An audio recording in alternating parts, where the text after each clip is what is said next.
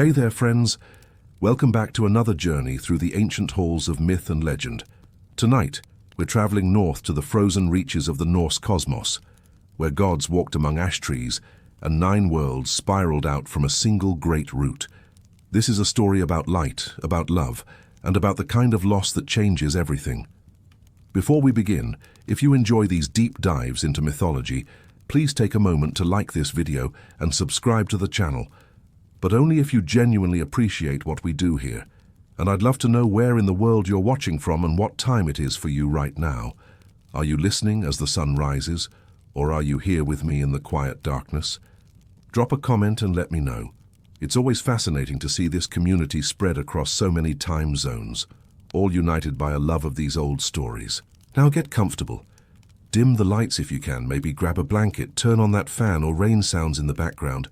Let the world outside fade just a little, because tonight we're talking about Baldr, the most beloved god in all of Norse mythology, the shining one, the beautiful one, the one whose death would shake the foundations of reality itself and set in motion the end of all things. This isn't just a story about a god who died.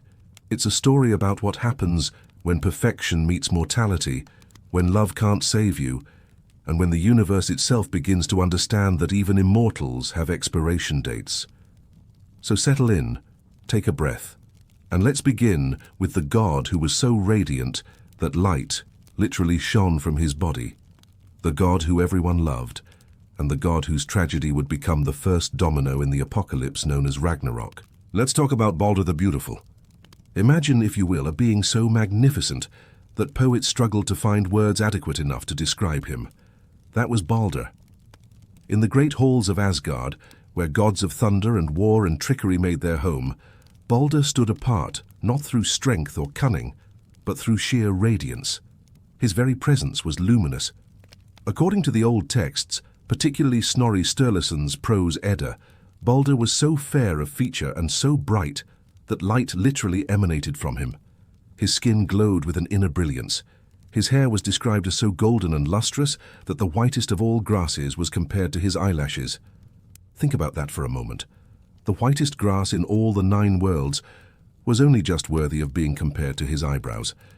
That's the level of beauty we're talking about here. But Baldr wasn't just pretty. He was everything the Norse people valued in a god. He was wise beyond measure, the most knowledgeable of the Aesir tribe of gods.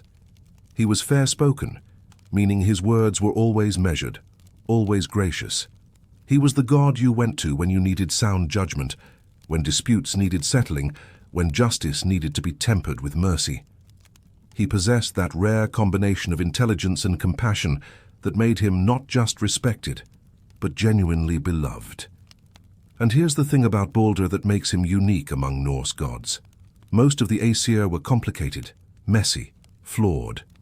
Odin was wise but ruthless. Thor was strong but had a temper. Loki was clever but chaos incarnate. But Baldr was pure. He was good. Not in a boring way, but in a way that made everyone around him want to be better. His goodness was magnetic. It pulled people in. Even the other gods, who had seen everything and were jaded by centuries of existence, found themselves softened in his presence. He was the second son of Odin, the All-Father, king of the gods, master of runes, seeker of wisdom, and general cosmic workaholic. And his mother was Frigg, queen of the Aesir, goddess of marriage, motherhood, and the domestic arts. Now Odin had many sons, a lot of sons. Thor was probably the most famous, the thunder god with his mighty hammer, but Frigg and Odin only had one child together, and that was Baldr. This made him special, not a half-sibling from one of Odin's numerous affairs with giantesses or mortal women. Baldr was born of the union between the king and queen of the gods themselves, legitimate, cherished, and groomed for greatness from the moment he drew his first divine breath. Baldr had a twin brother, and this is where things get interesting. His twin was Hodr, and Hodr was everything Baldr was not. Where Baldr was radiant, Hodr was shrouded in darkness. Where Baldr could see the truth of all things, Hodr was blind. Born without sight, living in a world of shadows while his brother blazed with light. The contrast couldn't have been sharper, and yet there's no record of jealousy between them, at least not initially. Hoder didn't resent Baldr. How could he? Everyone loved Baldr.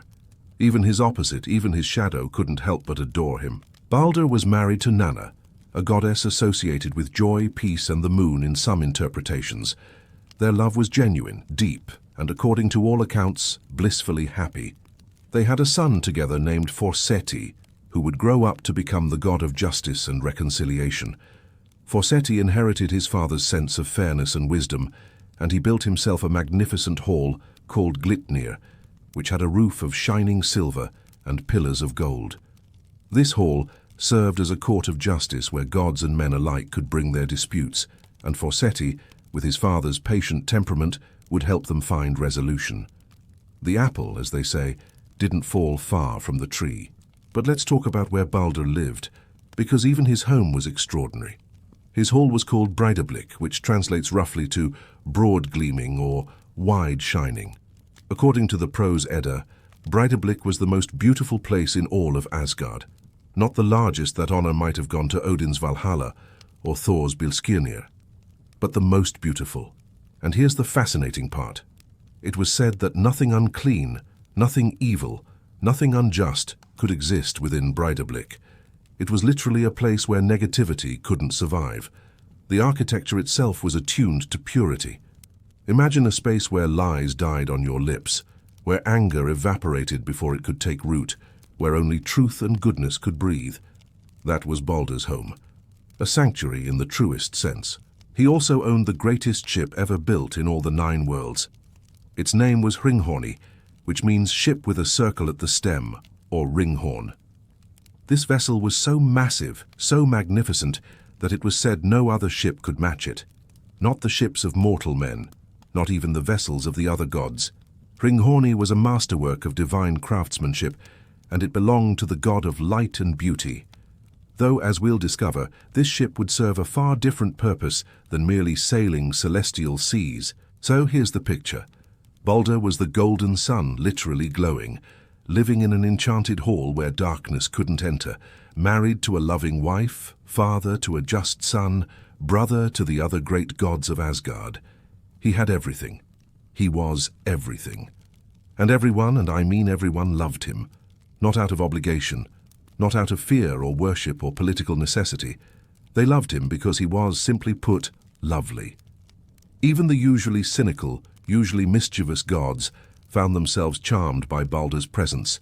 He was the best of them, the proof that despite all the violence and chaos and pettiness of the divine world, goodness could still exist. He was hope made flesh, or in this case, made divine. But as we'll soon see, being the best, being the most beloved, being the literal embodiment of light in a universe balanced on darkness, that comes with its own kind of danger. Because in Norse cosmology, nothing gold can stay. And the brighter something shines, the deeper the shadow it casts. Let's stay with that idea for a moment. The sheer weight of being beloved by everyone. Because in a pantheon as complicated and volatile as the Norse gods, being universally adored was no small feat. These weren't gentle deities. They were gods of war, of storms, of death and trickery and wild magic. They fought giants. They drank mead in staggering quantities. They held grudges that lasted centuries. And yet, all of them, without exception, loved Baldr. The warriors loved him because despite his peaceful nature, he was no coward. He possessed great courage and honor. He simply chose not to wield them as weapons unless absolutely necessary. The poets loved him because he appreciated beauty and wisdom, because he understood the power of words spoken with grace and intention. The common gods, the ones without grand titles or cosmic responsibilities, loved him because he never made them feel small.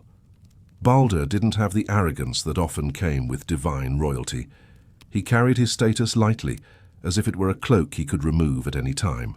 Even the Vanir, the other tribe of gods who had once been at war with the Aesir before a truce was brokered, even they respected Baldr. In a world of political tension and old wounds, Baldr was neutral ground. He was the god both sides could agree on. If there was ever a dispute that threatened to reignite old conflicts, Baldr could mediate. Not because he wielded power, though he certainly had divine strength, but because people trusted his judgment. They knew he wouldn't play favorites. They knew he would see the truth and speak it plainly. But perhaps most tellingly, the mortals loved him too. In Midgard, the world of humans, Baldr was worshipped not out of fear but out of genuine affection. He was the god you prayed to when you wanted things to turn out fairly, when you hoped for justice tempered with mercy. He was associated with healing herbs, with the kind of knowledge that preserved life rather than taking it. Mothers prayed to him for their children's safety. Poets invoked his name for inspiration. He was woven into the fabric of daily life in a way that some of the more dramatic gods never quite managed. And then there was his relationship with his mother, Frigg. Oh, the bond between Frigg and Baldr was something profound. Frigg was the queen of the gods, a goddess of formidable power and foresight. She could see threads of fate, glimpses of what was to come, though she rarely spoke of what she saw. But when it came to Baldr, her beloved son, that foresight became both a gift and a curse, because somewhere in the depths of her divine intuition, she sensed something, a shadow, a flicker of wrongness in the tapestry of his future, and it terrified her. But we're getting ahead of ourselves. For now, let's just sit with the image of Baldr in his prime, young, radiant, beloved, living in a hall where nothing evil could tread, surrounded by family and friends who would give anything to keep him safe. This was Baldr at the height of his glory, the golden age, if you will, before the fall. Because, as we know from every great tragedy ever told, the higher you rise, the farther you have to fall. And here's where Norse mythology does something interesting. It doesn't hide the ending. The stories don't pretend everything will be fine. From the very beginning, there's this sense of doom hanging over Baldr's head. The skalds, the poets who sang these tales, they knew how it ended. The audience knew how it ended. But the gods, at least in the beginning, they didn't. Or maybe they did. Maybe they sensed it, but they refused to believe it. Because how could someone so good, so pure, so universally cherished, how could that person be doomed? Yet doomed he was. Because in Norse mythology, fate is not a suggestion. It's not a possibility to be avoided. Fate, what the Norse called weird or orlog, is woven into the very structure of reality. The Norns, those three ancient beings who sit at the base of Yggdrasil and weave the fates of gods and men alike, they had already spun Baldr's thread, and no amount of love, no amount of divine power could change what they had woven. The gods could rage against it. They could fight it, they could try every trick, every spell, every bargain. But the thread was already cut. The ending was already written. And that's the tragedy. Not just that Baldr would die, but that everyone who loved him would have to watch it happen, knowing they were powerless to stop it. In a universe where gods could reshape mountains and freeze seas and command the dead, they couldn't save one beautiful, kind, beloved soul from his fate. And maybe that's the point. Maybe that's what the Norse were trying to tell us, that even the mightiest among us are still subject to the turning of the wheel, that even gods bleed, that even light, no matter how brilliant, can be snuffed out. But I'm getting melancholy. Let's rewind a bit. Let's go back to when Baldr was still alive, still radiant, still the beating heart of Asgard's joy. Because before we talk about his death, we need to understand what was lost. We need to see him in the fullness of his life, surrounded by laughter and love and the kind of peace that feels eternal, even when you know, deep down, it isn't.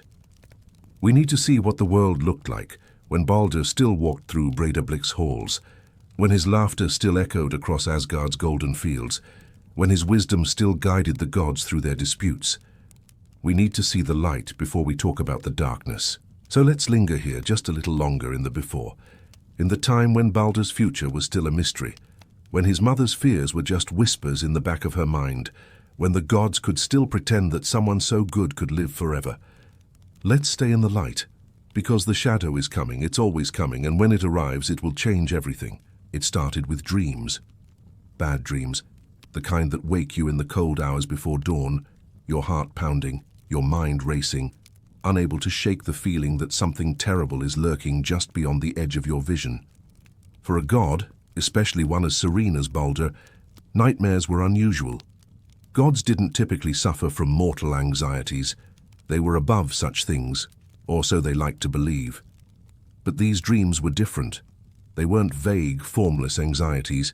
They were specific, they were vivid. And they all ended the same way with Baldr's death.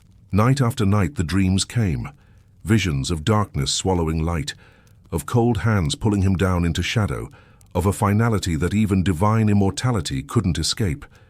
He saw himself falling, saw his own lifeless body, saw the grief of those he loved. And each time he woke, the dread lingered. It clung to him like frost, impossible to shake even in the warmth of his radiant hall. This wasn't just a passing fear. This was something deeper, a knowledge that came from beyond the veil of consciousness, from the place where fate and prophecy intertwine. Baldr, being who he was, didn't keep this to himself for long. He was too honest, too open. He shared his dreams with the other gods, particularly with his mother, Frigg. And Frigg, who could see glimmers of the future herself, felt her worst fears confirmed. Because she had been having the same dreams. Night after night, she saw her son's death. Over and over, in different forms, different scenarios, but always ending the same way. Her beautiful boy, her only child with Odin, gone. Now in Norse mythology, dreams weren't dismissed as mere products of an overactive imagination. Dreams were prophetic. They were messages from the depths of fate itself. If you dreamed something, especially if you dreamed it repeatedly, it was seen as a glimpse of what was to come. Not a possibility, not a warning that could be heeded and avoided, but a certainty, a glimpse behind the curtain of time at events already woven into the fabric of reality. But Odin, the All-Father, wasn't one to accept fate without at least investigating it. Odin was a seeker of knowledge. He had sacrificed an eye to drink from the well of Mimir, gaining wisdom at the cost of physical sight. He had hung himself from Yggdrasil, the world tree, for 9 days and nights, pierced by his own spear, to gain the knowledge of the runes. The man, or god rather, did not shy away from uncomfortable truths. So when his son began dreaming of death, Odin decided to seek answers. Not to change fate, because even Odin understood that fate was immutable, but to know, to understand what was coming. Because for Odin, not knowing was worse than the most terrible truth. So Odin embarked on a journey. Not to the shining halls of Asgard or the bustling markets of Midgard. No, Odin rode to Hel, to the realm of the dead, to the place where souls went after their mortal, or in some cases, divine lives ended. It was a grim journey, down through dark valleys and across shadowy plains, through places where the light of the living world didn't reach. He rode his 8-legged horse, Sleipnir, the fastest steed in all the 9 worlds, able to traverse not just physical space but the boundaries between realms. Down and down they went, into the depths. At the edge of Hel's domain, Odin sought out a grave, not just any grave, but the resting place of a Volva, a seeress, a wise woman who in life had possessed the gift of prophecy. Even in death, her knowledge remained, and Odin, using his mastery of cider magic, the kind of magic usually practiced by women, but which Odin had learned because he would sacrifice anything for wisdom, raised her spirit from the cold earth. He woke her from death's sleep and demanded answers. The Volva was not pleased. Being yanked from eternal rest by a god with questions wasn't exactly her idea of a good time. But Odin was insistent. He disguised himself, giving a false name, trying to hide his identity. But the dead are hard to fool. The Volva saw through his ruse. Still bound by the magic he had used to summon her, she answered his questions. She told him what he needed to know and what he most dreaded hearing. She spoke of a death. A god would fall. The best of the Aesir would be taken from the world, the first great tragedy that would set in motion a chain of events leading to Ragnarök, the end of all things. She spoke of Hodr, the blind god, wielding the weapon. She spoke of Loki's hand in the scheme. She spoke of grief that would shake the halls of Asgard and a funeral that would be remembered until the world's end. And then, as if to twist the knife deeper, she told Odin that this death was necessary, that it was part of the grand design, that even he, with all his wisdom and power, could not prevent it. Odin returned to Asgard with a heavy heart, carrying knowledge that felt more like a curse than a gift. He knew now. He knew his son was going to die. He knew when, how, why, and he knew there was nothing he could do about it. Because fate in Norse mythology isn't a thing to be fought. It's a thing to be endured. The gods weren't omnipotent. They were powerful, yes, but they were subject to the same cosmic forces as everyone else. They aged, albeit slowly. They could be wounded. And yes, they could die. The only difference was that they usually knew it was coming. But here's where things get complicated. Because knowing fate and accepting fate are two very different things. Odin might have understood the futility of resistance, but Frigg was not having it. She was a mother, and mothers don't accept the deaths of their children lying down, prophecy or not. So while Odin brooded in his wisdom, accepting what was to come with grim stoicism, Frigg decided to take matters into her own hands. If fate said her son would die, then fate was about to meet one very determined, very powerful, very protective mother. And that's where the story takes its next turn. Because what Frigg did next was both incredibly loving and tragically futile. She set out to cheat death, to outwit fate itself. And for a brief, shining moment, it looked like she might actually succeed. But as we know, as the Norse certainly knew, you can't cheat fate. You can delay it, complicate it, rage against it. But in the end, what the Norns have woven cannot be unwoven. Still, that didn't stop Frigg from trying. And the length she went to, the sheer scope of her determination, that's what makes this next part of the story so heartbreaking. Because when you see how hard she fought, how much she cared, how close she came to succeeding, it makes the inevitable failure all the more painful. Frigg was a goddess of considerable power. She was queen of the Aesir, wife to the All-Father, and mother to the most beloved god in all of creation. But more than that, she possessed foresight. She could see the threads of fate, glimpses of what was to come. And now, with those dark dreams haunting both her and her son, she decided she would use every ounce of her divine authority to protect Baldr. If fate wanted her son, it would have to go through her first. Her plan was ambitious, to say the least. She would travel through all 9 realms and extract an oath from every single thing in existence. Every creature, every plant, every element, every object, everything that could possibly cause harm would swear a sacred vow never to hurt Baldr. If nothing could harm him, then he couldn't die. Simple, logical, foolproof. Or so it seemed. And so Frigg began her journey. She started with the obvious threats: fire, water, iron and steel, stone. These were the things that killed, the things that warriors feared. She went to the flames themselves and made them promise never to burn her son. Fire, impressed by her determination, and perhaps a little intimidated by a goddess making direct demands, agreed. Water, in all its forms, seas, rivers, lakes, rain, swore the same oath. Iron and steel, the stuff of weapons, the tools of war, they too promised never to pierce Baldr's skin. Stones, which could crush or strike, gave their word. Earth itself vowed not to swallow him. But Frigg didn't stop there. She went to the animals. Wolves, bears, serpents, anything with teeth or claws or venom. She spoke to the birds of prey, to the creatures of the deep, to the insects that crawled, and the beasts that stalked the night. One by one, they swore their oaths. They would not harm the god of light. The trees promised their wood would not strike him. The metals, not just iron, but copper, gold, silver, they all agreed. Even diseases, the invisible killers that plagued both gods and men, were compelled to swear they would leave Baldr untouched. It was an exhaustive undertaking. We're talking about a goddess traveling through 9 entire worlds, some of which were hostile to the Aesir, extracting oaths from literally everything. The scope of it is staggering, and it speaks to just how much Frigg loved her son. She wasn't taking any chances. She wasn't leaving any loopholes, or so she thought. Because here's the thing about being thorough. Sometimes you're so focused on the big threats that you miss the small ones. You worry about the sword and forget about the splinter.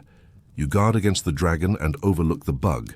And in Frigg's case, after extracting oaths from every dangerous, powerful, deadly thing in existence, she came across something so small, so harmless, so utterly insignificant, that she almost laughed at the idea of even bothering with it. Mistletoe, a parasitic plant that grew west of Valhalla, young, weak, barely more than a weed. It had no thorns. It produced no poison. It couldn't burn or cut or crush. It was, in every sense of the word, harmless. And so Frigg made a decision that would doom her son.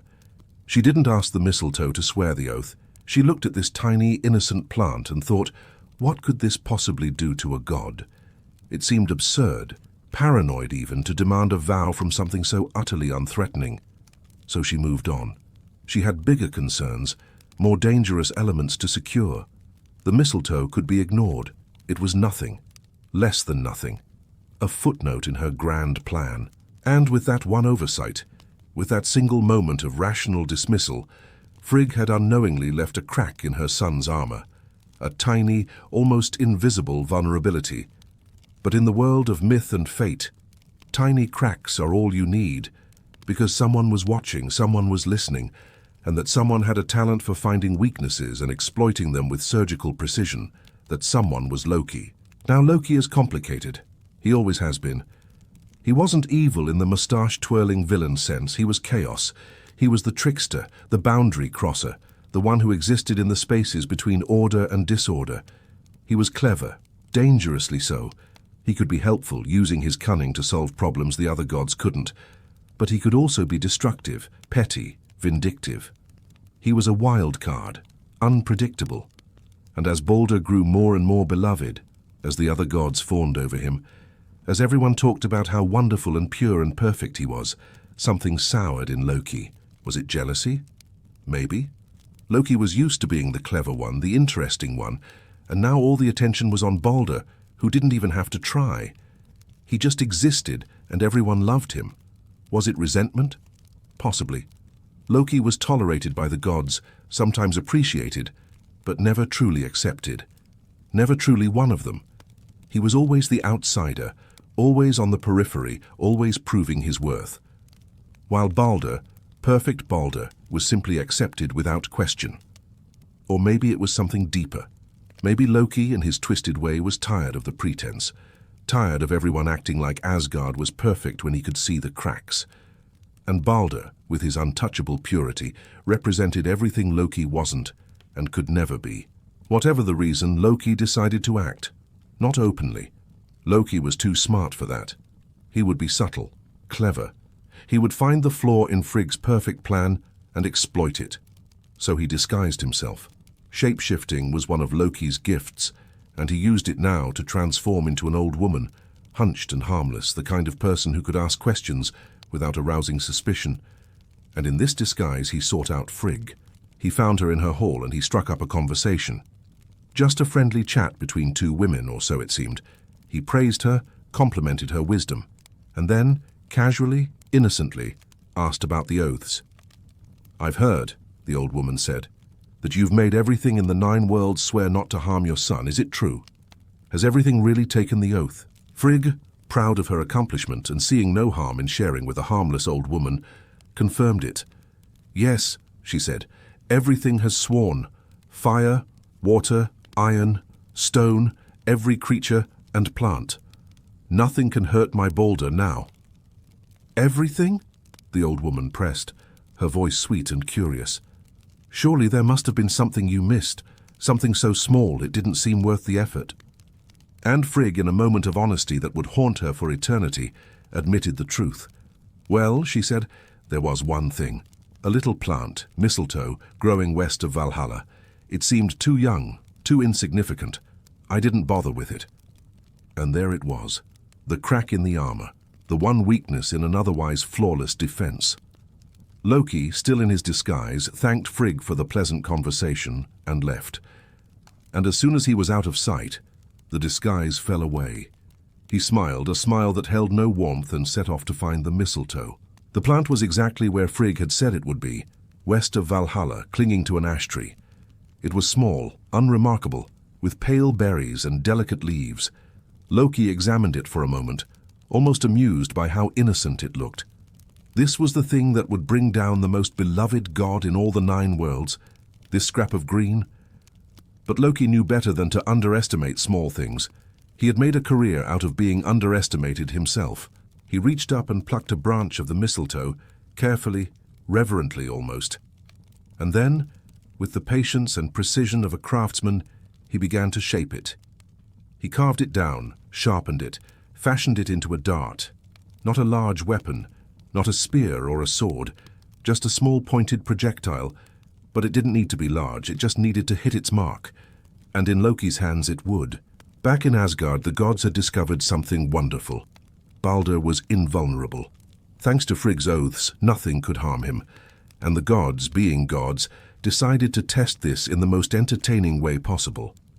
They turned it into a game. They gathered in a clearing, and Baldr stood in the center, smiling, relaxed, confident. And one by one the gods threw things at him, stones that bounced off harmlessly, spears that clattered to the ground without leaving a mark. Thor, ever enthusiastic, hurled his mighty hammer, and even Mjolnir, which could shatter mountains, simply rebounded off Baldr's chest like a pebble. The gods laughed. It was incredible, thrilling, a spectacle. Baldr, glowing and grinning, stood unharmed through it all. They couldn't hurt him if they tried. He was truly, genuinely, magically safe. But standing at the edge of the gathering, not participating, was Hodr, Baldr's twin brother, the blind god. He couldn't see the game happening. He could only hear the laughter, the cheers, the sounds of weapons clattering harmlessly to the ground. And he stood apart, isolated not by choice but by circumstance. He couldn't join in. He couldn't see where to aim. And no one had thought to include him. They were too caught up in the spectacle, too busy marveling at Baldr's invincibility. And that's when Loki appeared. He sidled up to Hodr, his voice friendly, concerned. "Why aren't you participating, Hodr? Everyone else is honoring Baldr by testing his invulnerability. Don't you want to join in?" Hodr's expression was pained. "I can't see where he stands, and besides, I have no weapon." Loki's smile widened, though of course Hodr couldn't see it. "I can help with that," Loki said smoothly. "Here, I have something small. A twig, really. Nothing dangerous. And I'll guide your hand. You should be part of this, Hodr. You're his brother." Hodr hesitated, but only for a moment. He wanted to participate. He wanted to be part of the joy, the laughter, the celebration of his brother's safety. So he agreed. Loki placed the mistletoe dart in Hodr's hand, guided his arm, and pointed him in the right direction. Hodr drew back his arm and threw. The dart flew through the air. It wasn't a hard throw. It didn't need to be, because unlike every other weapon that had been hurled at Baldr that day, this one had never sworn an oath. This one was the single thing in all of creation that could still harm him, and it struck true. The mistletoe pierced Baldr's chest, drove through skin and bone and divine flesh, and the god of light, the most beloved, the most pure, the one who had never known fear or pain or darkness, fell. He didn't cry out. He didn't scream. He simply collapsed, the light fading from his eyes, his body crumpling to the ground like a puppet with its strings cut. And for a moment, the entire universe held its breath. The laughter stopped. The cheering died. The gods stood frozen, unable to process what they were seeing. Because it wasn't possible. It couldn't be possible. Baldr was invulnerable. Nothing could hurt him. They had tested it. They had proved it. And yet there he lay, motionless, the dart still protruding from his chest, his golden hair fanned out on the grass, his eyes staring sightlessly at the sky. And then the silence shattered. Someone screamed. Someone ran forward. The gods surged toward Baldr's body, dropping to their knees, shouting his name, begging him to wake up. But he didn't wake up. He couldn't, because Baldr was dead. The god of light had been extinguished. And in that moment, something fundamental broke in the universe. The first domino had fallen, and nothing would ever be the same again. The aftermath of Baldr's death was pure chaos. Imagine the scene. One moment there had been laughter, joy, the kind of carefree celebration that only immortals who believe themselves untouchable can experience. And then, in the span of a single heartbeat, that joy transformed into the most profound horror. The gods crowded around Baldr's body, unable to process what had just happened. They shouted his name. They shook him. They tried every spell, every charm, every bit of divine magic they possessed. But nothing worked. Baldr was gone. And then the grief hit.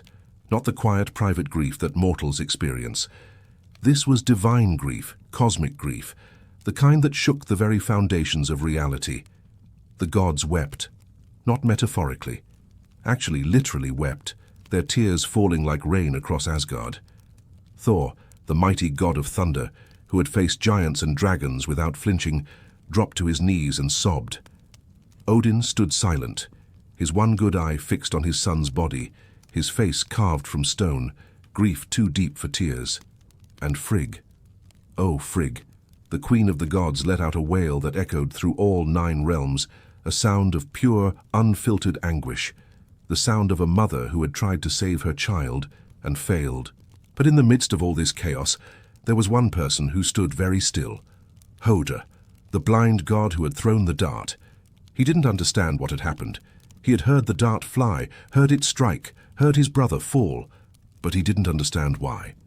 Everyone had been throwing things at Baldr all day. Nothing had hurt him. So why was everyone screaming now? Why was everyone crying? What had he done? It took several agonizing moments before someone had the presence of mind to explain. And when Hoder finally understood, when he realized that he had killed his own brother, that he had been the weapon, that his hands had done this thing, he broke. Completely. He sank to the ground, his own grief now mixed with guilt and horror. He hadn't known. He hadn't meant to. But that didn't matter. Baldr was still dead, and Hoder's hands had delivered the killing blow. And Loki. Loki had disappeared the moment Baldr fell. He had slipped away into the confusion, shape-shifted into something small and unnoticeable, and vanished before anyone could connect him to the tragedy. But he would be found, eventually. And when he was, the gods would make him pay. But that comes later. For now, the immediate concern was Baldr. What to do with the body of a god? How do you honor someone so universally beloved? How do you even begin to say goodbye? The decision was made quickly. They would give Baldr a funeral befitting his status, not just a god, but the god, the best of them, the one who deserved the grandest send-off imaginable. And so preparations began. Baldr's body was carried with great reverence to the shore, where his magnificent ship, Hringhorni, the greatest vessel ever built, awaited. The plan was to place Baldr's body on the ship, pile it high with treasures and offerings, and send it out to sea in a blaze of glory. A funeral pyre fit for the god of light, for the god of... But there was a problem. Hringhorni was massive, so large that even with all the gods working together, they couldn't move it. They pushed, they pulled. They used ropes and levers and every bit of divine strength they could muster, but the ship wouldn't budge. It was stuck fast in the sand, too heavy for even the Aesir to launch, and this somehow made the tragedy worse, as if even the ship itself was mourning, unwilling to carry its master to his final rest. Finally, someone suggested calling for help. Specifically calling for a giantess named Hyrrokin. Now, the giants and the gods were not friends.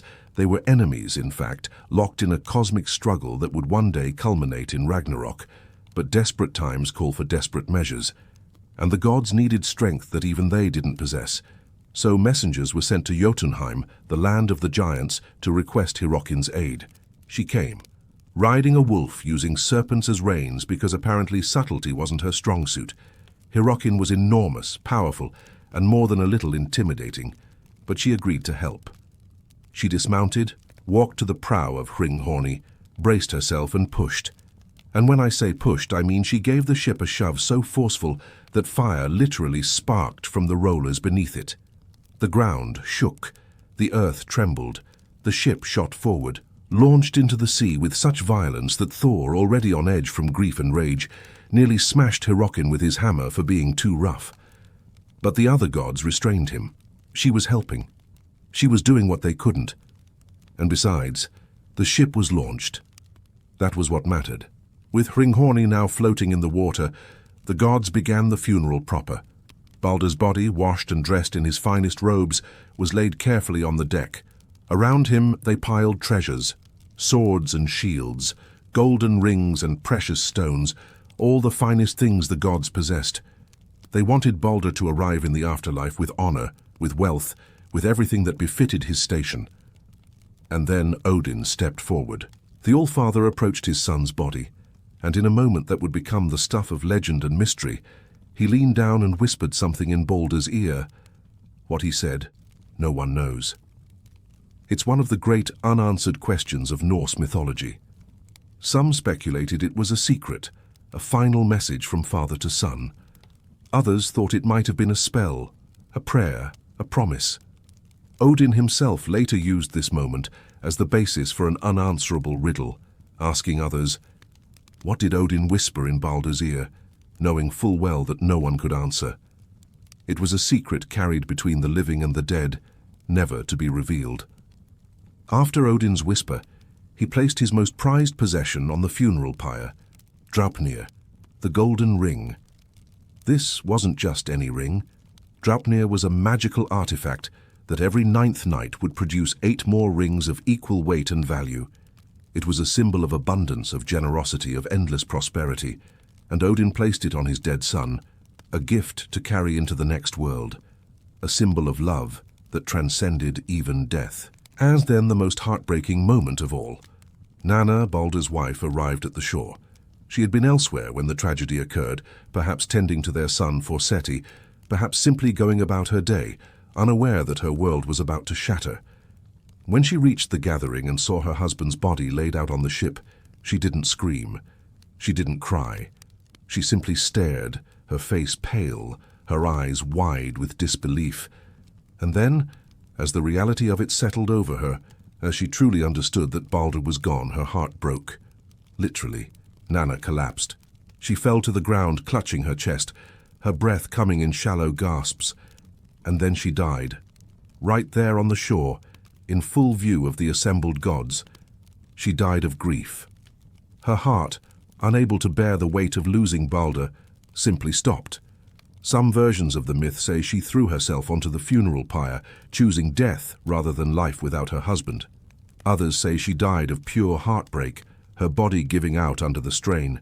Either way, the result was the same. 2 gods dead instead of one. Baldr and Nanna, husband and wife, united in death as they had been in life. The gods, already grieving, now faced a double tragedy. Gently, reverently, they lifted Nanna's body and placed it beside Baldr's on the ship. Together, they would make the journey to the afterlife. Together, they would rest. It was the only small mercy in an otherwise merciless situation. Thor stepped forward then, hammer in hand. Mjolnir, the mighty weapon, was raised, and Thor consecrated the funeral pyre, blessing it with all the sacred power of the thunder god. Fire was brought forth, torches lit, and the ship was set ablaze. Flames roared to life, consuming the wood, the treasures, the bodies. The heat was immense, the light blinding. It was as if the sun itself had descended to reclaim one of its own. And then, in one final act of tribute, Baldr's horse was led forward. The animal, sensing something was wrong, whinnied and stamped, but it was brought onto the ship nonetheless. In the Norse tradition, a warrior or a god's possessions, including their steed, were often sent with them into the afterlife. The horse was placed on the pyre, and as the flames grew higher, it too was consumed. A sacrifice, a companion for the journey ahead. The gods stood on the shore and watched as Hringhorni, now a floating inferno, drifted out to sea. They watched as the flames climbed higher, as the smoke rose into the sky, as the greatest ship ever built became the funeral pyre for the greatest god they had ever known. And they wept. All of them. Even Thor. Even Odin, though his tears were silent. They wept for Baldr, for Nanna, for the light that had gone out of the world. And they wept for what this death meant. Because they knew on some level that this was the beginning of the end, that Baldr's death was the first crack in the foundations of reality. And soon, very soon, the whole structure would come crashing down. But before the end, before the gods resigned themselves to fate, before they accepted that Baldr was truly gone, there was one last desperate attempt, one final gambit. Because as the flames of Hringhorni flickered and died on the horizon, as the assembled gods began to disperse, numb with grief, Frigg made a decision. She would not accept this, not yet, not without trying one more thing. If Baldr was in hell, the realm of the dead, then someone would have to go there and bring him back. Someone would have to ride into the underworld and negotiate with the goddess of death herself. The question was, who would be brave enough or perhaps foolish enough to make that journey? The gods gathered in solemn council. Odin's great hall was filled with a grief so thick you could almost touch it, a palpable heaviness that pressed down on everyone present. Frigg stood before them all, her face pale but determined, her voice steady despite the tears that had not stopped falling since her son's death. She made her plea. Someone had to go to hell. Someone had to attempt the impossible. Someone had to try to bring Baldr back. It was a dangerous proposition. The realm of the dead was not a place for the living, even divine living beings. The journey itself was perilous, through dark valleys and across treacherous terrain, through lands where the very air was hostile to life. And even if you survived the journey, you'd have to face Hel herself, the goddess who ruled that cold, shadowy realm. She was Loki's daughter, born of the trickster and the giantess Angerboda, and she was as formidable as she was strange. Half her body was said to be beautiful, the other half decayed and corpse-like. She did not give up her subjects easily, but despite the risks, one god stepped forward. Hermod. Sometimes called Hermod the Bold or Hermod the Swift. He was one of Odin's sons, which made him Baldr's half-brother, though not as famous as Thor or as beloved as Baldr himself. But Hermod had courage, and he had love for his brother. So he volunteered, offering to make the journey to Hel and petition for Baldr's release. Frigg, overwhelmed with gratitude and desperate hope, agreed immediately, and Odin, silent and brooding, gave Hermod the greatest gift he could offer. Sleipnir, his 8-legged horse, the fastest steed in all the 9 worlds. Sleipnir was no ordinary horse. Born from one of Loki's more unusual escapades, this magnificent beast could traverse not just physical distances, but the boundaries between worlds. If anyone could carry a living god into the realm of the dead and back again, it was Sleipnir. Hermod mounted the steed, accepted blessings and farewells from the other gods, and set off. Down, down, down he rode, descending from the heights of Asgard, through Midgard, past the roots of Yggdrasil, into the depths where the dead made their home. The journey took 9 days and 9 nights. Imagine that. 9 days of riding through darkness so complete that Hermod couldn't see his own hand in front of his face, through valleys so deep and shadowed that no light had ever touched them, through cold that bit through divine flesh, through silence so oppressive it felt like the world itself was holding its breath. Sleipnir galloped tirelessly, his hooves finding purchase on paths that shouldn't exist, carrying his rider deeper and deeper into the underworld. Finally they reached the river Gjoll, which marked the boundary of Hel's domain. The river was said to be cold beyond imagining, its waters dark and swift, flowing with the tears of the dead. Spanning the river was a bridge, the Gjoll Bridge, and it was covered in glittering gold. Not cheerful gold, not the warm, inviting gold of Asgard's halls. This was cold gold, pale and ghostly, a bridge that gleamed in the darkness like the bones of something long dead. And standing guard on the bridge was a maiden named Modgud. Modgud was the guardian of this crossing, the one who challenged anyone who dared approach the realm of the dead. She heard Hermod's approach, heard the thundering hooves of Sleipnir, and she stepped forward to confront him. But when she saw who was coming, her eyes widened in surprise. "You are not dead," she said, her voice echoing strangely in the still air. "The bridge trembles more beneath you than it did beneath the 5 full troops of the dead who passed earlier. Why do you ride to Hel? A living man has no business here." Hermod explained his mission. He was searching for Baldr, the god who had so recently fallen. He needed to reach Hel's hall and plead for his brother's release. Modgud considered this, then nodded slowly. "He passed this way," she said. "Baldr and his wife, Nanna. They crossed the bridge and descended to Hel's hall. If you wish to find them, continue down and to the north. But be warned, the gates of Hel do not open easily for the living." Hermod thanked her and rode on. Down and north, as instructed, through landscapes that grew ever more bleak and desolate. Finally, ahead in the gloom, he saw it. The gates of Hel. Massive, iron-wrought, standing impossibly tall, barring the way into the final realm. And they were shut tight, locked against intrusion, as if the very act of keeping them closed was a statement.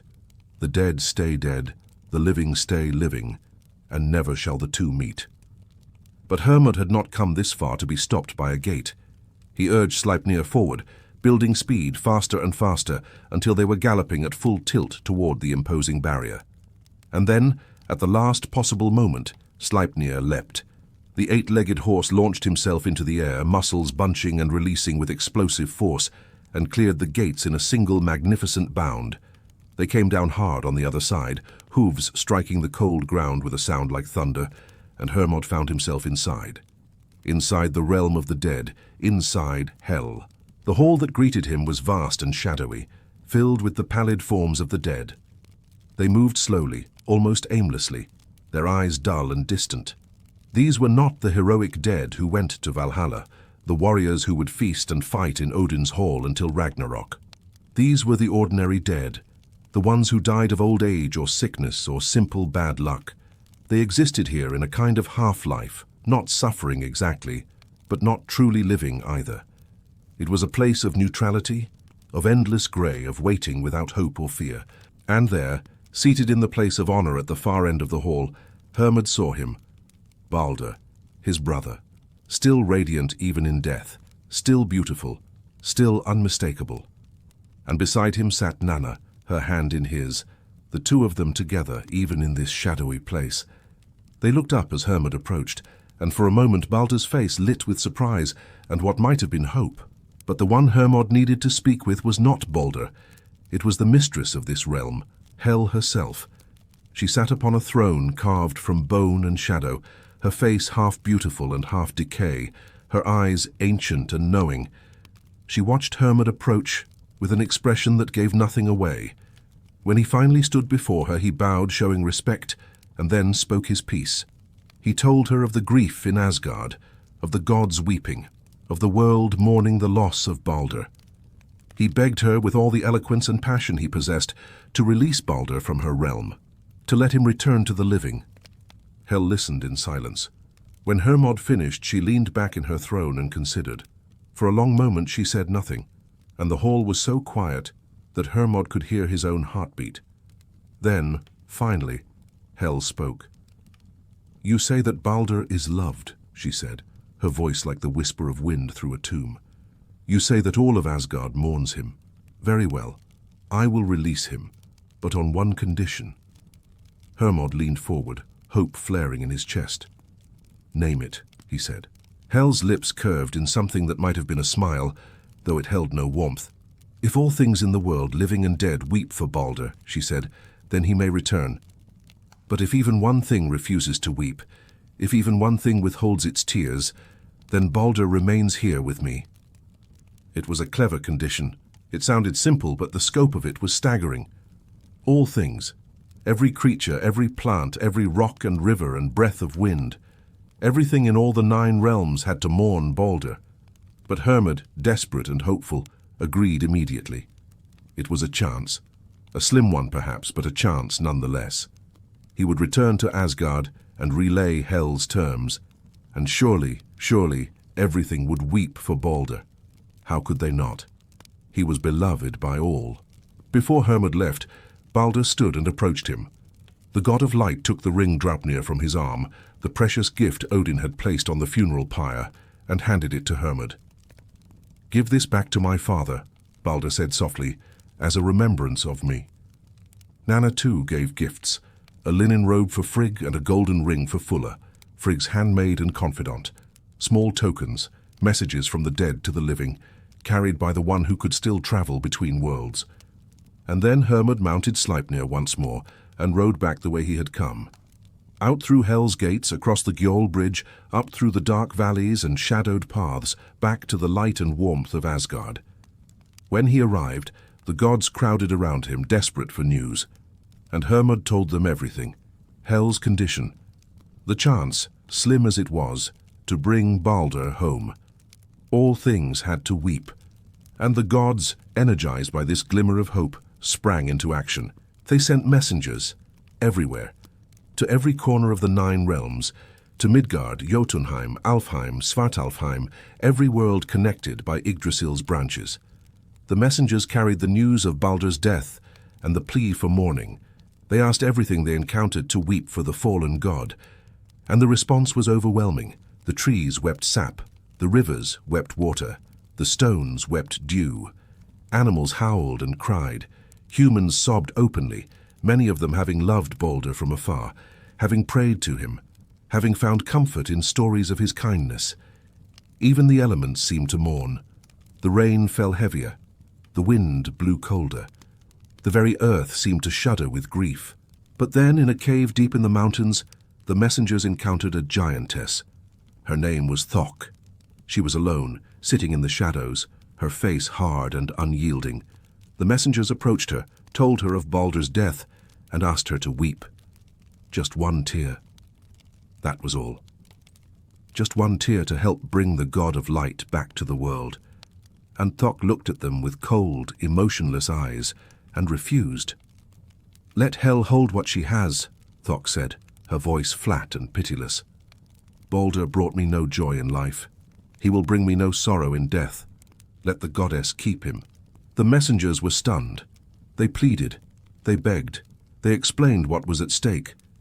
But Thok was unmoved. She would not weep. Not for Baldr, not for anyone. And with that refusal, the condition was broken. Not all things had mourned.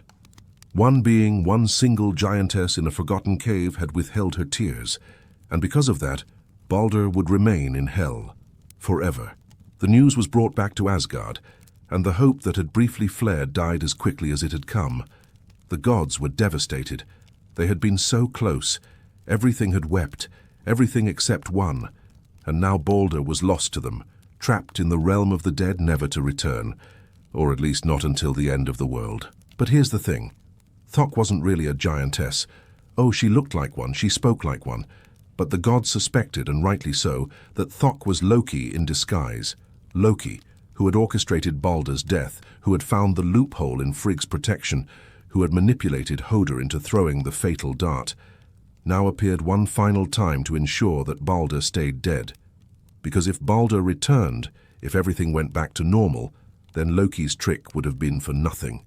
And Loki, petty and vindictive as he could be, wasn't about to let that happen. So he disguised himself as Thok, sat in that cave, and when the messengers came, he refused to weep. One tear. That's all it would have taken. One tear to undo the tragedy. But Loki didn't shed it, and Baldr remained in hell. And the gods, realizing what had happened, realizing who Thok really was, turned their grief into rage. They had lost Baldr. They had tried everything to bring him back, and now they knew who was truly responsible for keeping him gone. Loki had crossed a line, and the gods would make sure he paid for it. The hunt for Loki began almost immediately. The gods, their grief now twisted into a terrible, focused anger, spread out across the 9 realms, searching for the trickster. Loki, sensing the shift in mood, knowing that he had finally pushed the gods too far, fled. He ran from Asgard, fled from the places where the gods held sway, and sought refuge in the wild, desolate places where few dared to tread. He found a mountain, high and remote, with a valley that fell steeply to the sea.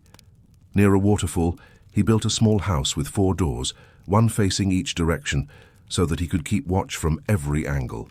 Because Loki, clever as he was, knew that the gods would not stop hunting until they found him. During the day, Loki transformed himself. Shape-shifting was one of his greatest skills, and he used it now to become a salmon, slipping into the cold waters of a nearby stream and hiding beneath the waterfall. In the evenings, he would return to his house, light a fire, and try to think of ways to stay ahead of his pursuers. He knew it was only a matter of time. The gods were relentless, and Odin, with his far-seeing eye and his ravens Hugin and Munin, who flew across the worlds bringing him news, Odin would eventually find him. It was inevitable. But Loki hoped to delay that inevitability as long as possible. One evening, as Loki sat by his fire, he began to fidget with some linen twine, weaving it back and forth, creating a pattern of knots and loops. He was inventing something, almost absent-mindedly, a net for catching fish. He studied it, adjusting the knots, tightening the mesh, making it finer and finer until even the smallest fish couldn't slip through. It was a clever creation, the kind of thing Loki was good at.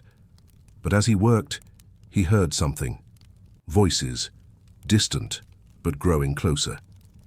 He looked up, peered out through one of his 4 doors, and saw them. The gods. A group of them, making their way up the valley toward his hiding place. Panic surged through Loki, They had found him. Somehow, despite all his precautions, they had tracked him down. He had no time. Without thinking, Loki threw the half-finished net into the fire, watching as the flames began to consume it. Then he bolted out the door facing the waterfall, transformed mid-run into a salmon, and dove into the stream.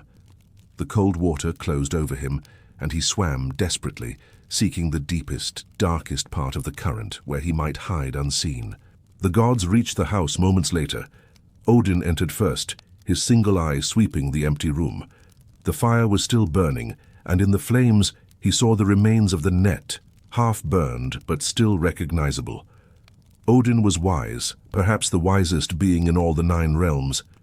He looked at the smoldering twine and understood immediately what it was for, and he realized what Loki must have done.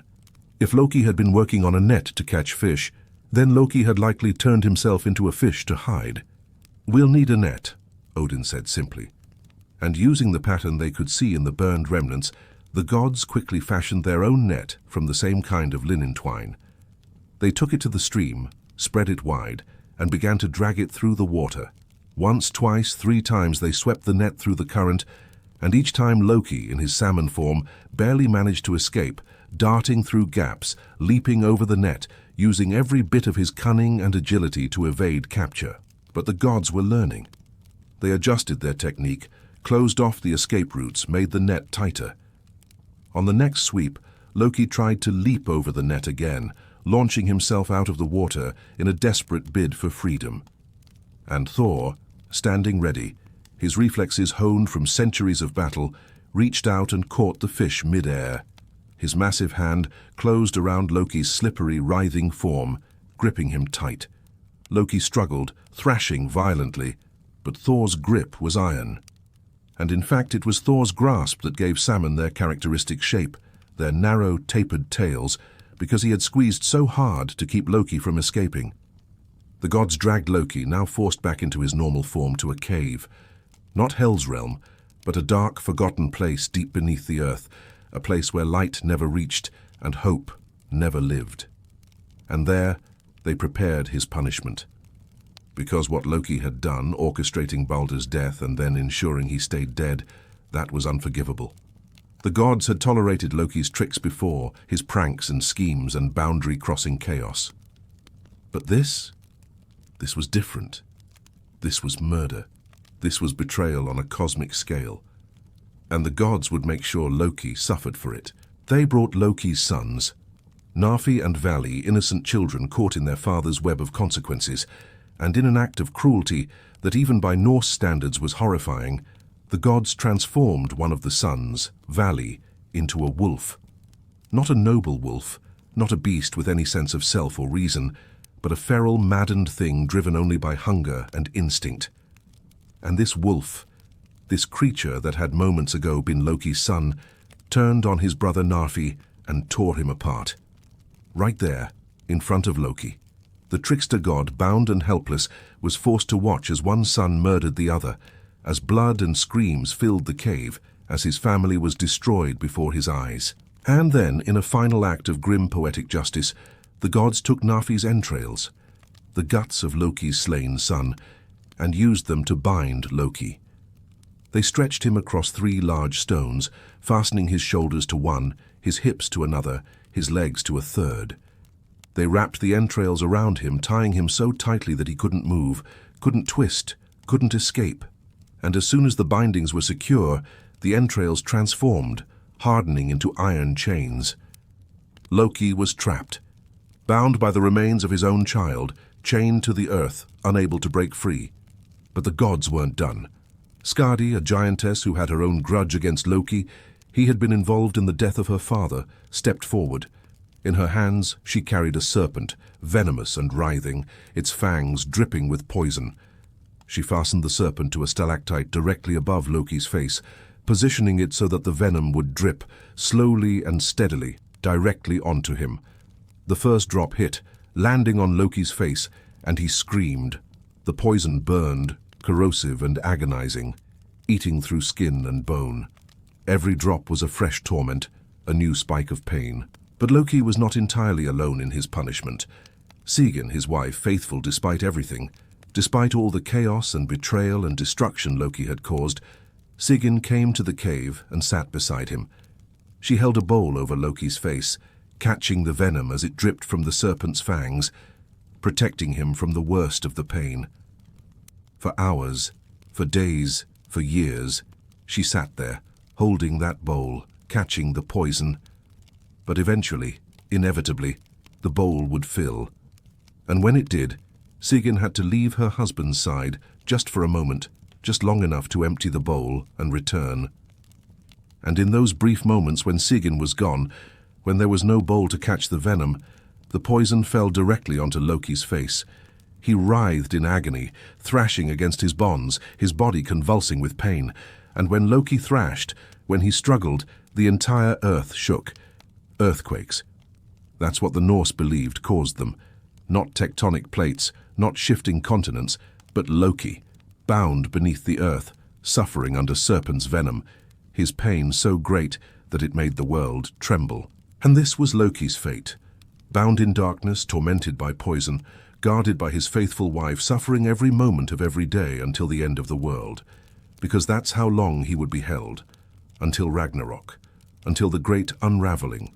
The final battle, the twilight of the gods. Only then would Loki's chains break. Only then would he be free. And when that happened, when he finally escaped, he would lead the forces of chaos against the gods who had imprisoned him. He would bring fire and destruction and the end of all things. But that's a story for another time.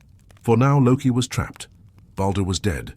And the gods, having extracted their revenge, were left with the hollow, bitter satisfaction of knowing that justice had been done, even if it couldn't bring back the one they loved. Down in Hel's realm, Baldr and Nanna existed in a strange kind of peace. They were together, which was something. Nanna had died out of love, unable to live without Baldr, and now they were reunited in death. Hel's hall, cold and shadowy as it was, still held them in a place of honor. They were not ordinary dead. They were gods or had been, and they were treated with a certain respect. Baldr still glowed, even in that place of darkness. His light was dimmed, certainly, muted by the grey pallor of the underworld, but it was still there, a soft, gentle radiance that set him apart from the other shades and spirits who drifted through Hel's halls. Nanna stayed close to him, her hand in his, and they spoke quietly, sometimes of the world they had left behind, sometimes of the son they had left, Forseti, now growing into his role as the god of justice without his father to guide him. There was a sadness to their existence, a melancholy that couldn't be shaken. They had been torn from life too soon, their time together cut short by forces beyond their control. But there was also a kind of resignation. They were in Hel now. This was their reality, and fighting against it, raging against the unfairness of it all, what good would it do? The dead did not return, not unless the world itself ended and began anew. But Baldr had been told something, whispered to him by his father Odin at his funeral. And though he never spoke of it aloud, he held on to those words like a lifeline. Because Odin, with all his wisdom and foresight, had seen further than most. He had glimpsed the shape of things to come, and he had given Baldr a promise, a hope, not for now, not for the immediate future, but for the end. Because Baldr's death was not just a tragedy, it was also a prophecy, the beginning of a chain of events that would culminate in Ragnarök, the destruction of the gods and the rebirth of the world. And after that rebirth, after the fire and chaos and death, Baldr would return. The other gods, those who remained in Asgard, went about their lives with a pall of grief hanging over them. The halls felt emptier without Baldr. The laughter was more subdued. Even the feasts and celebrations, which had once been joyous affairs, now carried an undercurrent of loss. Because Baldr's death had changed something fundamental. It had shown the gods that they were not as invincible as they had believed, that even the best of them, the most beloved, the most protected, could be taken. And if Baldr could die, then any of them could. Frigg retreated into her grief.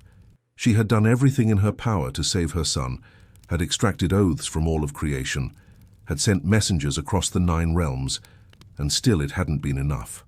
The guilt weighed on her.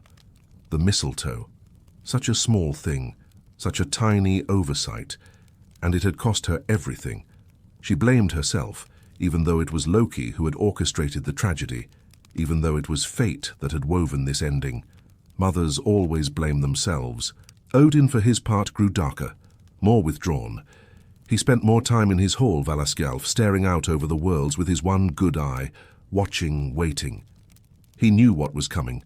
He had known for a long time, ever since he had consulted the Volva, ever since he had heard the prophecy of Baldr's death. And he knew that this was only the beginning. Baldr's death was the first thread pulled from the fabric of reality. And once you start pulling threads, the whole thing unravels. Thor, ever the warrior, channeled his grief into rage. He threw himself into battles with giants, seeking out conflict, using violence as an outlet for the pain he couldn't express. He couldn't bring Baldr back, he couldn't undo what had been done. But he could fight, he could smash things, he could pour his sorrow into the swing of his hammer, and feel for just a moment like he had some control over the world. Spoiler: he didn't. And Hoder, poor Hoder, lived with the knowledge that he had killed his brother. The other gods tried to absolve him, tried to explain that it wasn't his fault, that he had been tricked, manipulated by Loki. But Hoder couldn't forgive himself. He had thrown the dart. His hands had done the deed, and no amount of explanation or justification could erase that. He withdrew from the other gods, spending more and more time alone, haunted by what he had done. But fate, as always, had its own plans for Hoder. Not long after Baldr's death, Odin took a giantess named Rinda as a lover, and she bore him a son. This son was named Vali, and he was born for a single purpose: to avenge Baldr. The child grew with supernatural speed, reaching adulthood in a single day. And on that very day, with his father's blessing and the weight of cosmic justice behind him, Vali sought out Hoder and killed him. Not out of personal malice, not because Vali hated his half-brother, but because blood demanded blood. The old ways, the old laws required it. Baldr had been killed. Someone had to pay. And even though Hoder had been a pawn in Loki's game, even though he had acted without malice or intent, he was still the one who had thrown the dart. And so he died. 2 brothers lost. Baldr in hell, Hoder avenged by Vali, and now also in the underworld.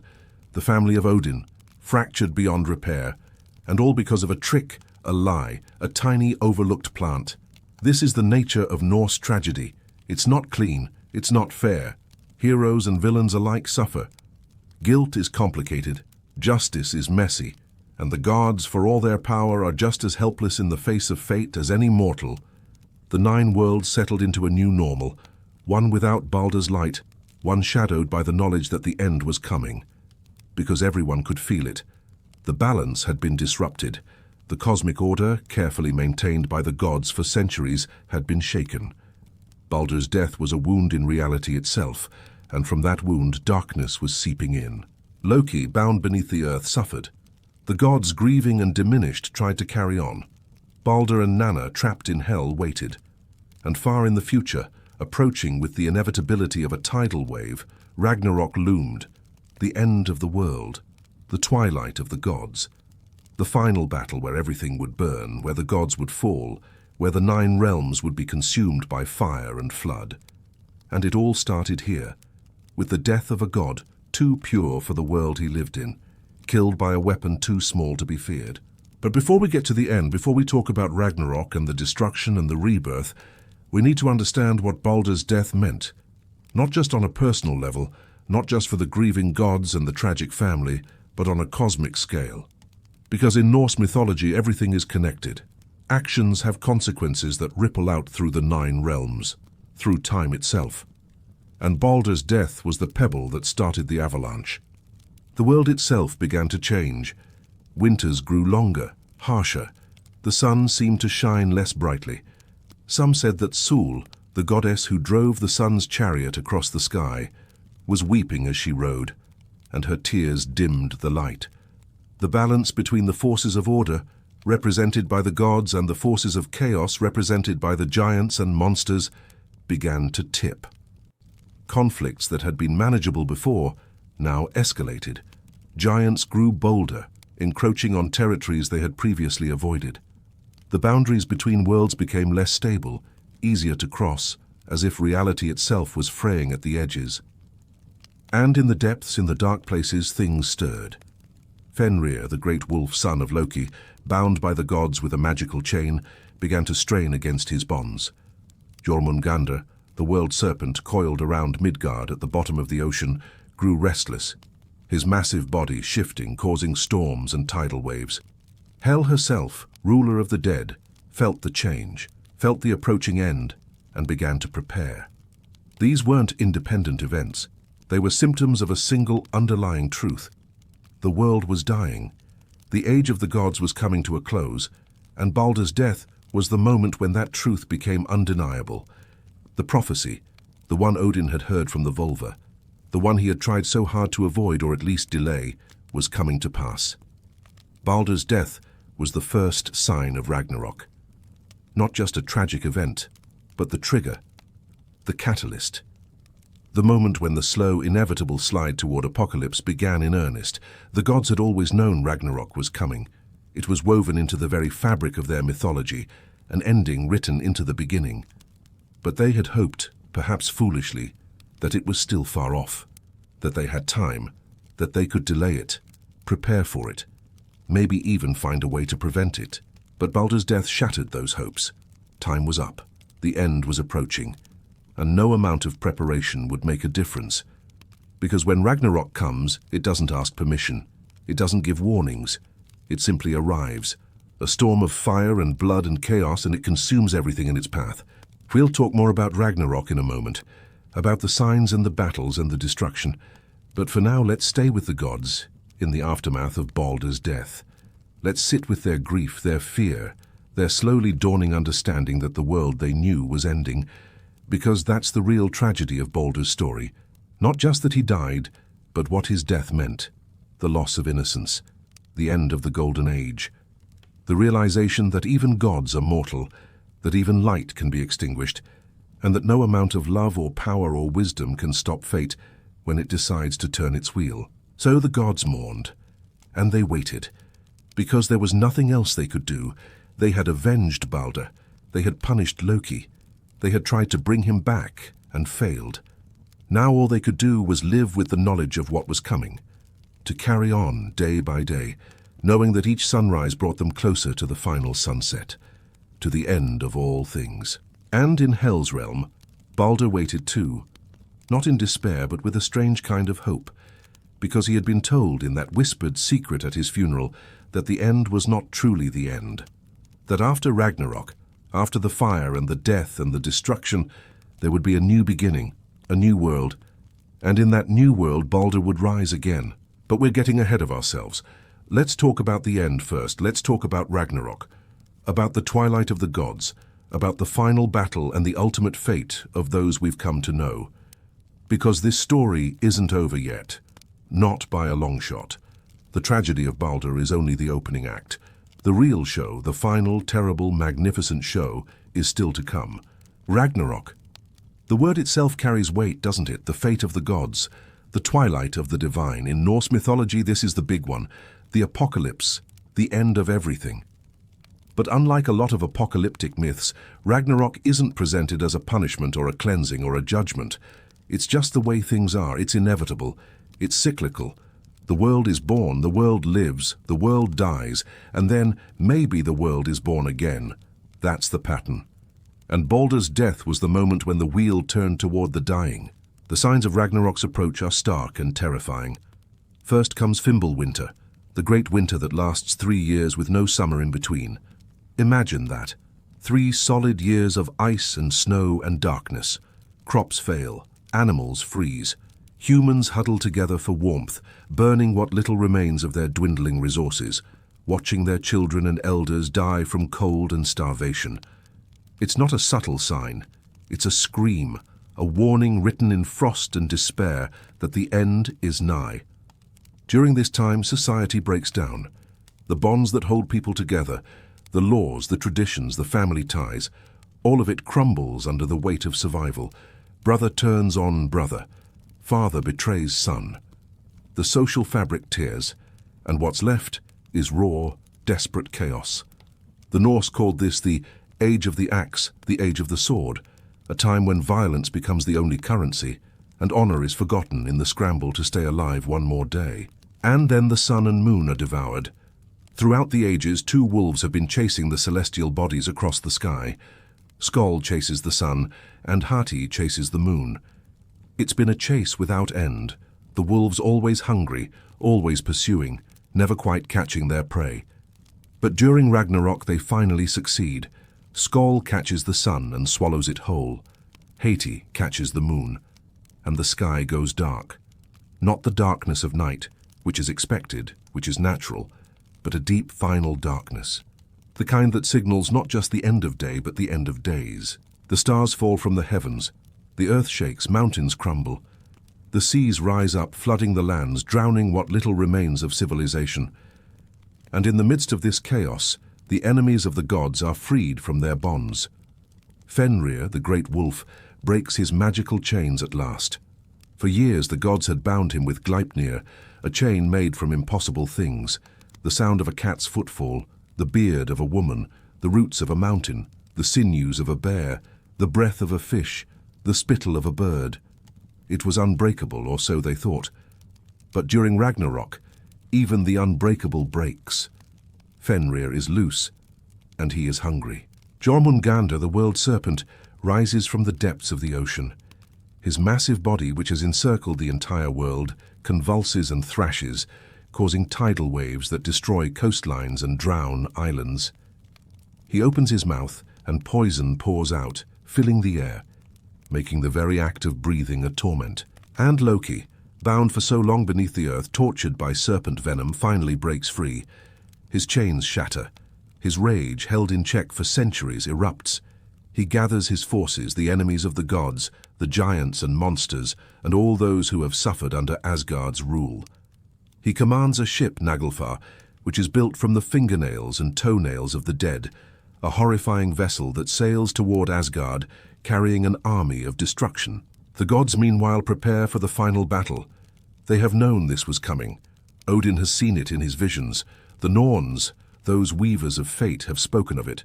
The Volva, raised from the dead, told Odin the outcome. And now, as the signs manifest one by one, as the world tears itself apart, the gods gather. They arm themselves. They call the Einherjar, the honored dead warriors who have spent their afterlife feasting and fighting in Valhalla, preparing for exactly this moment. Thousands upon thousands of warriors, the best who ever lived, now march with the gods toward the plain of Vigrid, where the final battle will be fought. The armies meet. Gods against giants, order against chaos, light against darkness. And the battle is apocalyptic in the truest sense. Odin, the All-Father, faces Fenrir. The wolf, massive and terrible, charges at the god, jaws wide, ready to devour. Odin fights valiantly, wielding Gungnir, his spear that never misses, but fate has already been written. Fenrir catches Odin in his jaws and swallows him whole. The king of the gods is dead, consumed by the very monster he once feared and tried to bind. Thor faces Jormungandr. These two have been enemies since the beginning, and their final confrontation is brutal. Thor swings Mjolnir, his hammer, striking the serpent again and again, each blow landing with the force of a thunderclap. Finally, Thor deals a killing blow. The serpent dies. But in its death throes, Jormungandr releases a final cloud of venom, and Thor breathes it in. The god of thunder takes 9 steps back, then collapses, poisoned, dead. Freya, the god of fertility and summer, fights the fire giant Surtur. But Freya has a problem. Long ago, he gave away his magical sword, the one that fought on its own, as a gift to win the love of the giantess Gerd. Now, facing Surtur, who wields a flaming sword capable of burning worlds, Freya is outmatched. He fights bravely, but without his sword, he falls. Surtur strikes him down, then turns his attention to Asgard itself. He sets the realm of the gods aflame. The great halls, the golden towers, everything burns. Heimdall, the watchman of the gods, faces Loki. These two have been enemies for a long time, and now at the end of everything they meet in combat. The fight is fierce, evenly matched. Heimdall's horn, Gjallarhorn, has already been blown to signal the start of Ragnarök, its sound echoing across all 9 realms. Now blade meets blade, skill against cunning, and in the end, they kill each other. Both fall, their blood mingling on the battlefield, their ancient enmity finally resolved in mutual destruction. One by one, the gods fall. Tyr, the god of war, is killed by Garma, the hound that guards the gates of hell. Vidar, Odin's son, avenges his father by killing Fenrir, tearing the wolf's jaws apart with his bare hands. But it's too late. The damage is done. The gods are dying. The world is burning. Surtur, having killed Freyr and set Asgard ablaze, turns his attention to the rest of the 9 realms. Fire spreads everywhere. Forests burn. Cities are consumed. The very air becomes unbearable, thick with smoke and heat. The earth itself begins to sink into the sea, pulled down by the weight of so much death and destruction. The stars, already fallen, are now extinguished completely. The oceans boil. And then, finally, everything goes dark. The world ends, not with a whisper, but with a roar of flame and a scream of dying gods. This is Ragnarök, the death of everything. The ultimate tragedy foreshadowed by Baldr's death, set in motion by Loki's betrayal, fulfilled in fire and blood, and the final gasps of a dying cosmos. It's brutal, it's nihilistic, it's the end. Except it's not. Because in Norse mythology, the end is never truly the end. The wheel turns. What dies can be reborn. And after Ragnarök, after the fire and the flood and the darkness, something remarkable happens. The earth begins to rise again. Green shoots push up through the ash-covered soil. Water, fresh and clean, bubbles up from hidden springs. The air clears. The sun, or rather the daughter of the old sun, rises in the sky, casting light on a world reborn. And in this new world, survivors emerge. 2 humans, Lif and Lifthrasir, whose names mean life and eager for life, had hidden in the forest of Hodmimir during the worst of Ragnarök. Sustained by morning dew, they survived the apocalypse. And now, in this new, clean world, they step out of the forest and begin the work of repopulating the earth. They are Adam and Eve, but Norse. The first of a new generation of humanity, unburdened by the sins and tragedies of the old world. And the gods? Some of them return too. Vidar and Vali, Odin's sons, survived the battle. They walk the fields of Idavol, where Asgard once stood, and begin to rebuild. Modi and Magni, Thor's sons, inherit their father's hammer, Mjolnir, and carry on his legacy. And then, from the depths of hell, 2 more figures emerge, Baldr and Hodr. The brothers, one of light and one of darkness, one murdered, and one the unwitting murderer, return from the realm of the dead. They are reconciled. The old wounds, the old tragedies are healed in this new beginning. They walk together, brothers again, and take their place in the renewed world. Baldr, the god who died to set the apocalypse in motion, is now the god who helps rebuild from its ashes. His return is not just symbolic, it's essential, because Baldr represents hope, purity, the promise that goodness can survive even the darkest times. His death was necessary for the old broken world to end, but his rebirth is necessary for the new world to begin. In this new age, there is no war between gods and giants. No betrayal, no trickery, no Loki to sow chaos.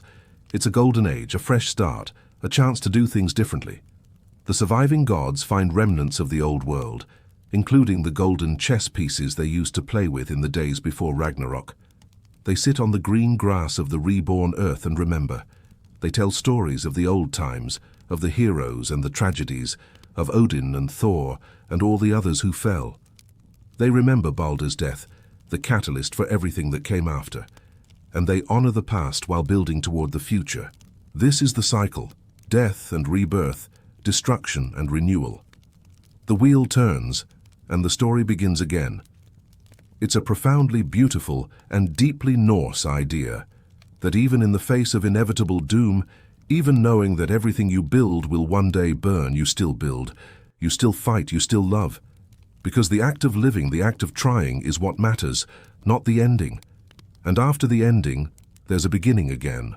So Baldr's story, which began with prophecy and dreams, which moved through grief and vengeance, which culminated in fire and apocalypse, ends with hope, with resurrection, with brothers reconciled and a world reborn.